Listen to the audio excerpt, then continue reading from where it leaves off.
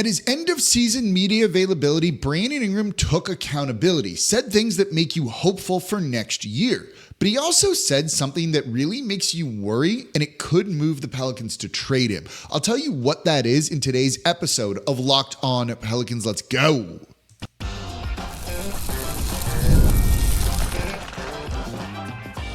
You are Locked On Pelicans, your daily New Orleans Pelicans podcast. Part of the Locked On Podcast Network, your team every day. Welcome to another edition of Locked On Pelicans, the daily podcast covering your favorite team, the New Orleans Pelicans and NBA, part of the Locked On Podcast Network, your team every day, available wherever you get your podcasts and available on YouTube.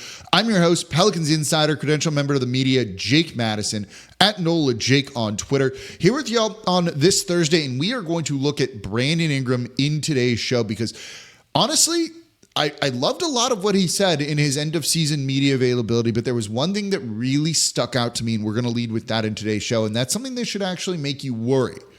But everything else was good. We'll look at that as well in today's episode of Locked On Pelicans. And of course, thank you for making Locked On Pelicans your first listen today and every day. We are the #1 Pelicans podcast covering everything you want. We are not taking any breaks. We're staying 5 days a week for this whole off season. There's a lot I want to talk about, a lot to make sense of what this team is going to do, because we know David Griffin said, if you're an everydayer, and everydayers listen Monday through Friday, you know that David Griffin said big changes are coming. This is not going to be an off season of complacency, which means we got a lot to talk about because what are they going to do? So we will cover all of that here. So please subscribe wherever you get your podcast and join almost 10,000 Pelicans fans on YouTube and become an everydayer. That means you listen Monday through Friday. So let's get into Brandon Ingram. I'm going to kind of lump two press conferences he had together into one. There was the end of season media availability on Tuesday, and then he also spoke to the media and was very insightful, open, and honest in both of these after the Pelicans Game 4 lost the sweep to the Oklahoma City Thunder.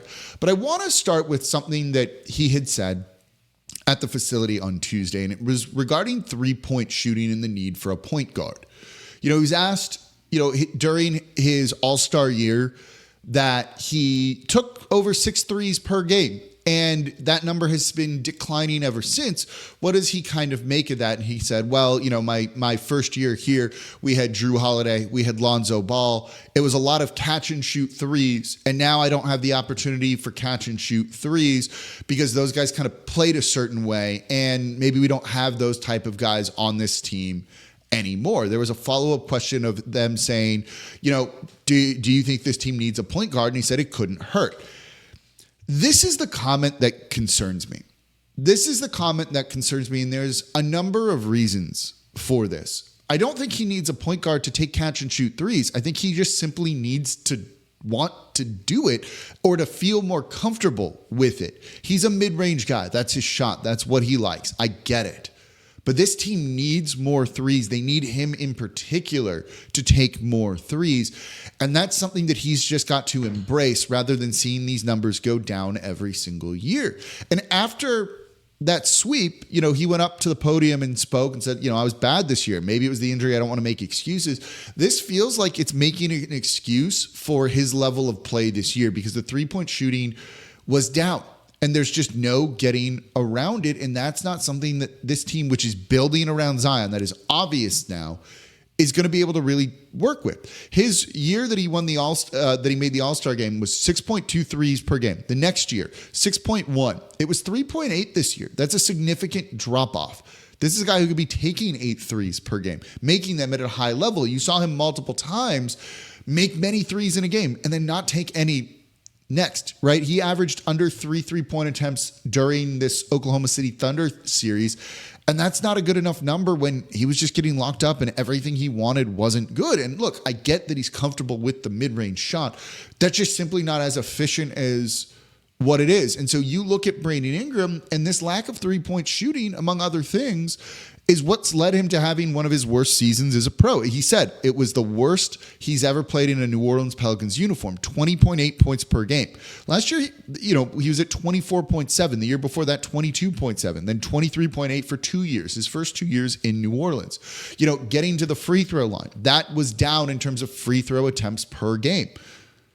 All of that is hurting this team for a team that struggled on offense and then struggled in the postseason. So he can take more catch and shoot threes. And Shamit Dua pointed this out on Twitter, and you can see it over at nba.com/stats. Zion Williamson had the 9th most 3-point assists this year. He doesn't need a point guard. He needs to play off of Zion Williamson better. It's really as simple as that. And he does need to understand that. And more of that in the next segment in a good way. Zion was 9th in 3-point assists this season. Brandon Ingram had 36 assists from Zion Williamson this year on all of his made buckets. Put it in some context here. CJ McCollum had 65 assists from Zion. Trey had 49. Herb Jones had 49. Brandon Ingram can get the ball from Zion on the 3-point line and take open threes. He just has to want to do that. The person to create that is here. It's Zion Williamson. One of the things, if you're an everydayer, we talked a lot about in this playoff series was drawing 2 to the ball. And that means someone's open, right? If you draw a double team, someone is open. And so all you have to do is move the ball around until there's a wide open look. You will get that. He's got to embrace that. Zion draws 2. He draws 3. If you go look at a lot of Brandon Ingram shot attempts this year, he caught the ball on the 3-point line, on the move maybe, and then dribbled into a mid-range jumper that at that point you're going towards a defender, right? You catch the ball on the 3-point line, you're wide open, and then you take steps towards the basket, but not driving, just a couple steps towards the basket. That's where defenders are. They then stick their arms up, and now this is a contested mid-range jumper instead of an open catch-and-shoot 3-point look. That's got to be something that improves. He's capable of doing this. He's played this way. But this year, Brandon Ingram took the fewest catch-and-shoot threes of his career. If you look at the percentage of threes that were assisted versus not, 78% of his 3-point makes were assisted this year. That's the lowest of his career. That's 22 then that were kind of create your own threes, which is a good thing too. But that number is low because of his style of play, not because of a lack of point guard. That's something that he needs to realize. And if he does that, it takes more catch and shoot opportunities. They're right there. You can look up all of his shots on nba.com/stats and you can see it. Just dribbles into a contested mid-range shot instead of or passes out of a 3-point look or gets away from that. Those are there for him. Zion Williamson creates that. Otherwise, you would see Zion having way more assists for Brandon Ingram. That number being that low is a little bit shocking, and that's a BI thing, not a needing a point guard thing. Point guard wouldn't hurt, don't get me wrong. But he doesn't need a point guard to shoot more threes. You have Zion. The looks are there. This was the only thing in his end of season availability that made me go, wait, what? That kind of says like, do you get it? Or do you just not? And that's what kind of concerns me. But everything else was good. And he also had a couple of comments that make you think he will figure this out.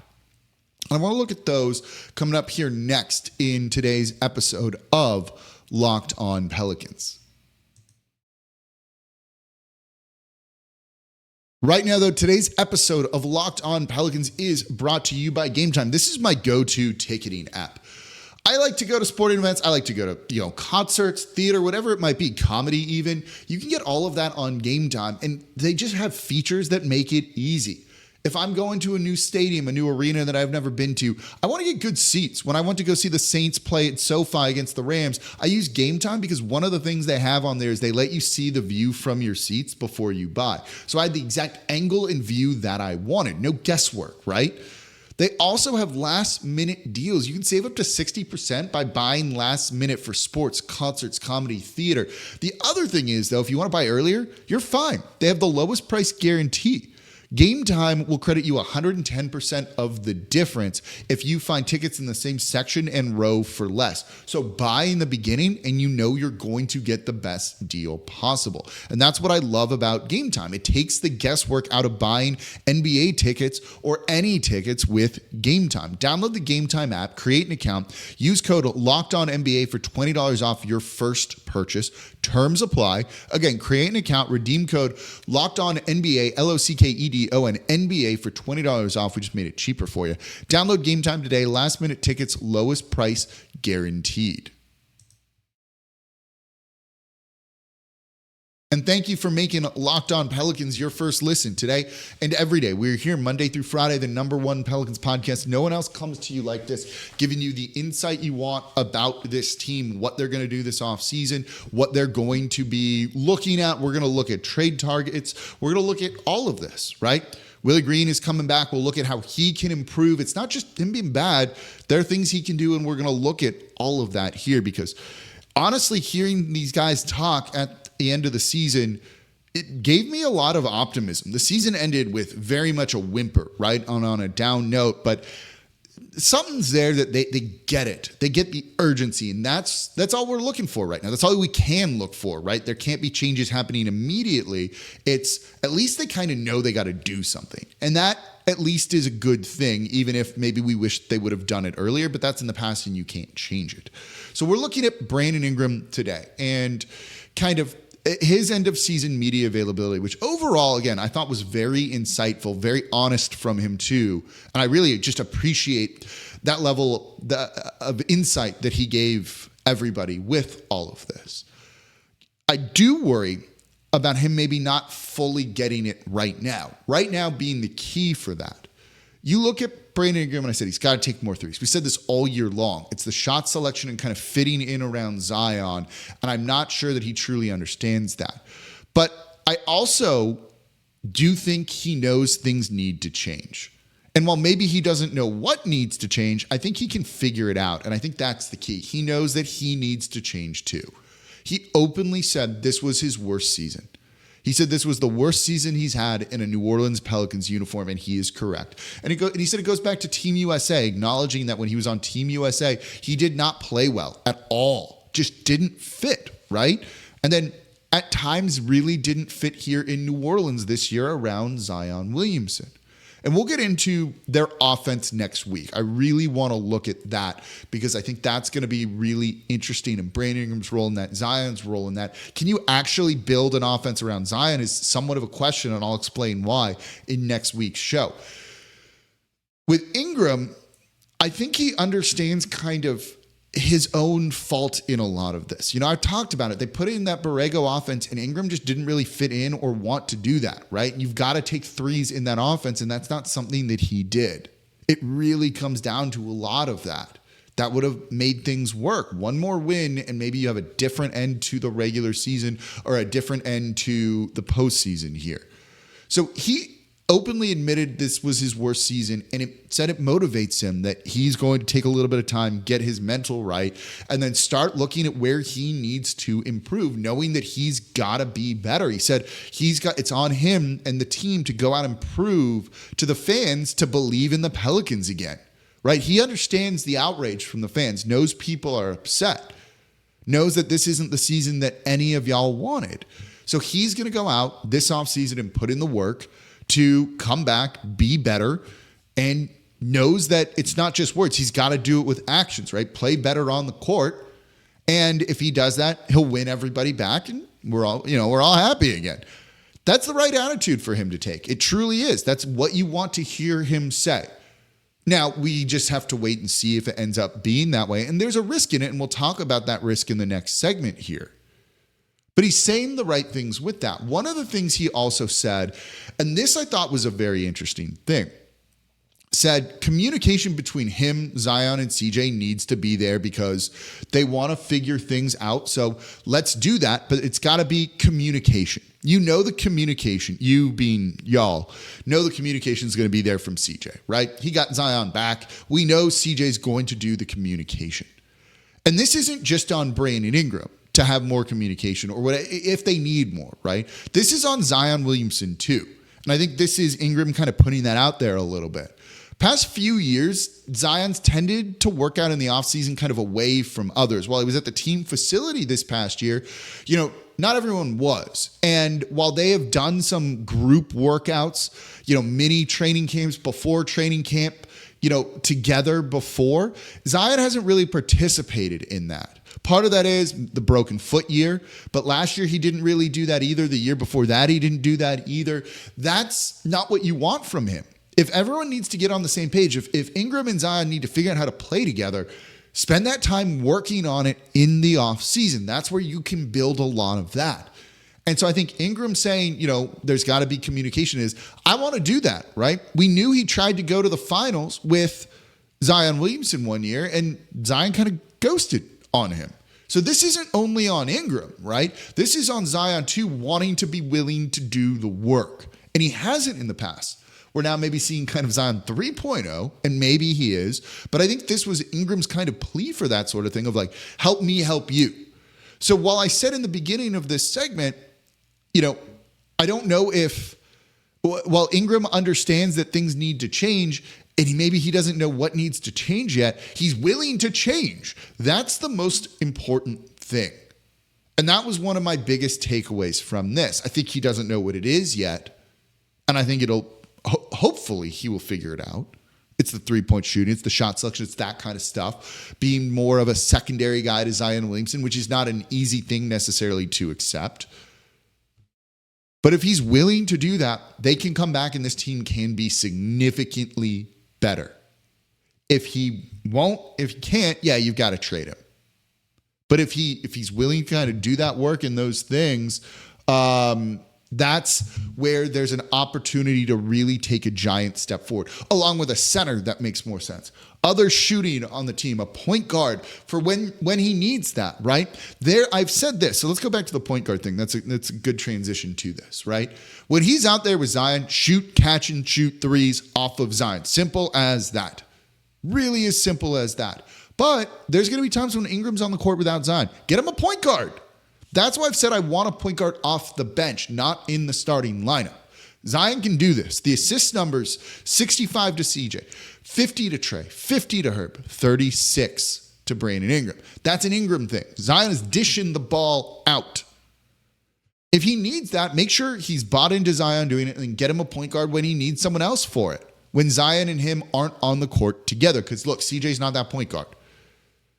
So I think there's a lot of room for hope and optimism with this, and seeing what these guys are saying and kind of seeing their thought process play out almost in real time. It feels like this team has the potential. There's talent here.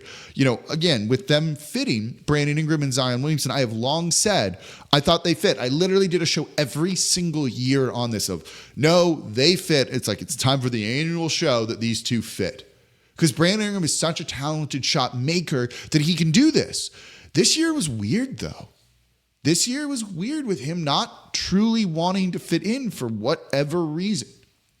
And part of it was they told him a different role to begin the year, but it involved him shooting more threes. He stopped doing that. Then they shifted to point Zion, and there's a difference to doing that in the beginning of the year versus the middle of the year. And more on the offense on Monday's show, because I have a lot I want to say about that I think is going to be really insightful for y'all.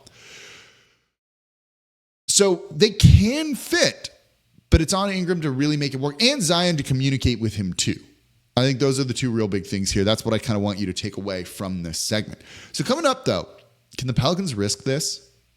This is tough for the team to really try and figure out. Can you risk this?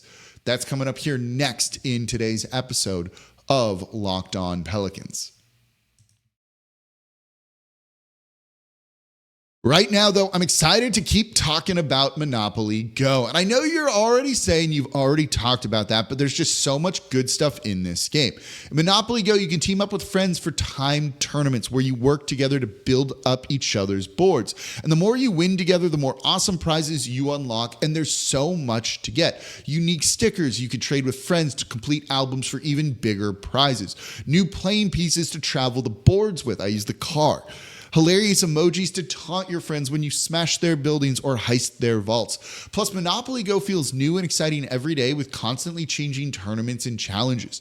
A ton include their own unique mini games, like digging for treasure or a robot pachinko machine. And there's always new timed events that help you win big, like massive multipliers for everything you win or rent frenzies. And there's always something fun, including a New Orleans themed board to discover in Monopoly Go. So get off the bench and go download it now free on the Google Play and App Store.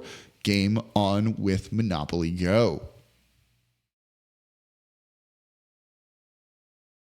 And thank you for making Locked On Pelicans your first listen today and every day. We're here Monday through Friday covering everything you want to know about this Pelicans team. Please subscribe wherever you get your podcast. We are also available on YouTube as well, where there's almost 10,000 Pelicans fans. And now, are you watching Fox Sports or ESPN on your TV all day? Do you have to turn down the volume with all that shouting? Make the switch to Locked On Sports today, a free 24/7 sports streaming channel programmed for you every day to bring you the biggest stories without all the yelling. Locked On Sports Today brings you the can't-miss analysis, opinions, and news streaming 24/7 on YouTube or the free Amazon Fire TV channels app, part of the Locked On Podcast Network, your team every day. And of course, subscribe to Locked On Pelicans.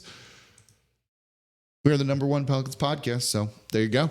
So let's keep talking about Brandon Ingram. And we're going to talk more about him tomorrow to tease ahead to tomorrow's show. I want to talk about his trade value because the contract stuff with that is really important for whether he could be moved or not this offseason. So we're going to look at that and I'll kind of like wrap up Brandon Ingram week here with everything. And then we'll shift into like the offense and looking, kind of doing a bit of a debrief on the Pelicans season with a number of different areas next week for everything here. So tomorrow, the Brandon Ingram kind of trade value show. We'll also look at the future extension and contract, what he could get, all of that. I have the numbers for you and everything. So we went over, I'm worried that he doesn't get it right now. And that's okay, because there's time for him to figure it out. And it seems like he wants to figure it out. That's an important thing. But can the Pelicans risk this? And this is kind of the big question. And there's some opportunity cost involved in this too. This is tough for New Orleans. There's lots of reasons for optimism from Brandon Ingram, from Zion Williamson, them fitting together and BI figuring it out.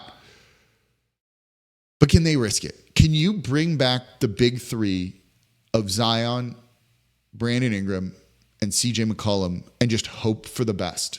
Can you risk Ingram not figuring it out or reverting to a different style of play, right? That three-point numbers have gone down. He might say, I'm going to shoot more threes this year. I promise I'll be good. And then not do it. And then what?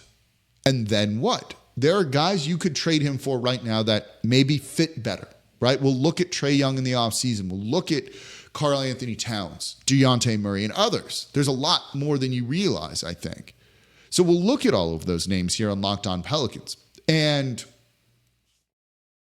are they going to be available later? That's the question, right? If Ingram comes in, doesn't shoot threes, and you go, oh, well, this doesn't work. Maybe Trae Young's been traded by then and you can't go and get him when maybe that's the best move. That's the opportunity cost here of, do you just have to do it now because you don't know if you're going to have that option later? And that's a very realistic possibility. And that's where David Griffin in the front office has a challenge ahead of them, right? That's kind of their task to figure out, what do you do here when it comes to that? And so that's easier said than done. And that's those front office discussions, and some of the things we'll talk about here on Locked On Pelicans may help you inform your own decision on that. You know, based off what I've said, let me know what you think in the comments down below. Do you think Ingram's going to change? Do you think it's worth bringing him back because he said all the right things and you believe in him? Or is the risk just, no, you've got to move him because you can get someone now? You know, you could probably trade Ingram and picks for Trae Young. Like, I think you could get a deal done like that. We'll look at that. There's cons to Trae Young too. But is it just maybe make that move? Is there a better fit there? That's an important thing to look at with it all. Is Trae Young then, say you don't do that, he gets traded elsewhere? You can't get him anymore. If that's the guy, you know, this is what I think it comes down to Griffin needing to do, is identify the course of action. I think they know the direction they need to go in. That's like, we need to go over here. Okay. How do we get there? Right? What do we need to do? You know the direction you need to go. Now plot your route to get there.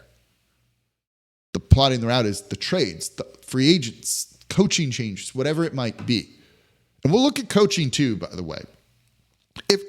We'll do a show on if the Pelicans were to fire Willie Green, here's why. They're not going to, but here's why you would do it. And here's what it would mean for the team going forward too. You know, and Ingram said he needs to help the coaches, because he didn't this year with what he wanted to do. He did not help the coaches. He realizes that, particularly with how the season ended. That in and of itself, I truly think is a good thing. Can the Pelicans risk that though? I'm asking you, right? Let me know in the comments down below. I'm not sure where I fall on that just yet. I think they maybe shouldn't. I think there's a better fit with Zion Williamson out there. And, you know, I think a lot of us are very convinced that they should build around Zion, and that's, you know, this is the way.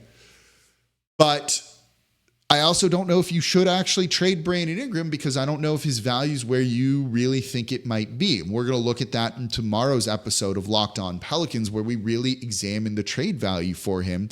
And his contract in that situation is a really big factor in all of that. So this is where it's tough, right? Look, we all said we could run a team. Running a team's hard, y'all. Now, they get paid for it to be hard, certainly. You know, that's what the money's for. It's not an easy job, but you're paid well to try and do it. And at this point, does this team need to be aggressive or be conservative? Griffin kind of hinted at aggressive. We'll see. This is what's going to, not make or break this Pelicans offseason, because I think there is a lot of reasons to be optimistic going into next year. But they do need things to change. Now, is that roster? Yeah, but it's also players and their play style. It's, when Griffin said we need to be better, this can't be complacency. Yeah, maybe a player needs to change dramatically how they play. That's not complacency. Playing exactly the same way would be complacency, but you're not. And I think that can open things up, and that could be the biggest change that this team needs. Let me know what you think in the comments down below on YouTube. Do you agree? Do you disagree? Or are you just like trade Ingram, or do you now want to bring him back based on his end of season media availability? Because I do think he was very insightful, and a lot of what he said makes you go, yeah, this is one. He comes off as such a good dude, to be perfectly honest with y'all. That level of insight, the way he gave really thoughtful answers, you just got to like the guy. But liking a guy's not enough. You got to win basketball games, and you got to play well. Let me know what you think in the comments down below. So that's going to do it for this episode of Locked On Pelicans. Enjoy Jazz Fest Rolling Stones today. I will be out there for that, and we'll have another episode of Locked On Pelicans for you tomorrow, looking at Brandon Ingram's trade value and how the contract plays into it, because it's a really big deal.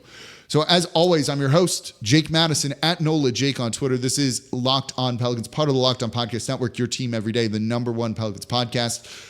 I appreciate y'all listening, and I will be back with y'all tomorrow.